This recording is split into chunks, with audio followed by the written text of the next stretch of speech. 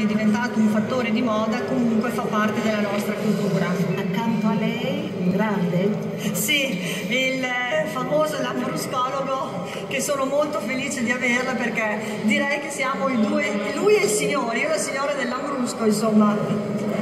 Il lambrusco che vino è? Due piste. Il lambrusco è il vino più divertente del mondo, semplicemente questo, tutto il resto lo lascio ai tecnici, agli esperti, ai sommelier.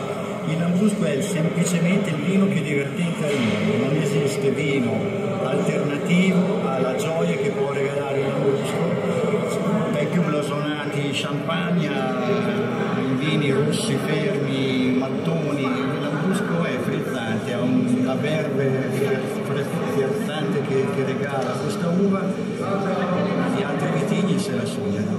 E per quello che piace tanto anche all'estero? All'estero c'è da lavorare moltissimo, all'estero sono abituati a purtroppo ancora il vino amabile in bottiglione con tappo a vite, grandi inversioni di tendenza anche in questo senso, ma c'è da lavorare ancora molto. Non possono che migliorare la percezione che hanno del lambrusco all'estero. E i consorzi aiutano in generale per l'export o bisogna andare con la valigetta e andare all'estero e affermarsi? I consorzi quando lavorano bene non possono che essere utili, uniti si vince, da soli non si va da nessuna parte, però si vuole in una